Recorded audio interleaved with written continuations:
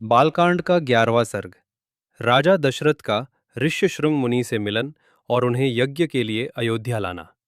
महर्षि सनत कुमार की भविष्यवाणी सुनने के बाद मंत्री सुमंत्र ने राजा दशरथ को सलाह दी कि वे अंग देश के राजा रोमपाद से मिले। राजा रोमपाद की पुत्री शांता का विवाह महान तपस्वी ऋष्यशृंग मुनि से हुआ था, जो अपनी पवित्रता और तपोबल के लिए प्रसिद्ध थे। सुमंत्र ने कहा कि केवल यही मुनि राजा को पुत्र प्राप्ति का मार्ग दिखा सकते हैं। आशा से भरे हुए राजा दशरथ अपनी रानियों और मंत्रियों के साथ अंग देश की ओर यात्रा पर निकल पड़े। वे जंगलों और नदियों को पार करते हुए अंत में अंग देश पहुंचे।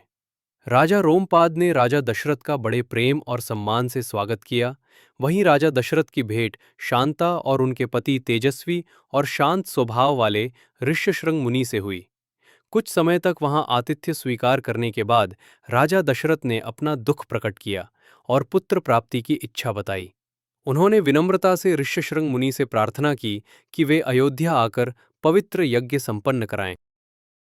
राजा रोमपाद ने ये सुनकर प्रसन्नता से अनुमति दे दी और आशीर्वाद के साथ ऋष्यशृंग मुनि और शांता राजा दशरथ के साथ अयोध्या चलने को तैयार हो गए। जब उनका काफिला अयोध्या के पास पहुंचा तो दूतों ने नगर में उनके आगमन का समाचार दिया। नगर की सड़कों को फूलों, ध्वजाओं और जल से सजा दिया गया। ढोल, नगाड़ों और शंखों की गूंज के बीच राजा दशरथ ऋष्यशृंग मुनि और शांता के साथ अयोध्या में प्रवेश करते हैं। पवित्र मुनि को देखकर नगरवासी अत्यंत आनंदित हो उठते हैं। राजा दशरथ उनका सम्मान मानो स्वयं देवराज इंद्र का कर रहे हों। राजा का हृदय शांति और आनंद से भर जाता है, क्योंकि उन्हें विश्वास हो जाता है कि अब उनकी मनोकामना शीघ्र ही पूर्ण होगी। महल की रानियां भी शांता का स्नेह और हर्ष के साथ स्वागत करती है।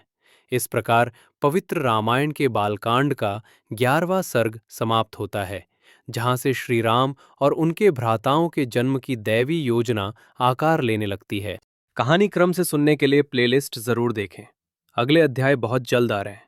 अगर आपको ये वीडियो पसंद आए तो कृपया इसे लाइक करें, सब्सक्राइब करें और अपने दोस्तों और परिवार के साथ शेयर करें, ताकि ज़्यादा से ज़्यादा लोग, खासकर नई पीढ़ी, इस महान और शाश्वत कहानी को सीख सके और याद रख सके।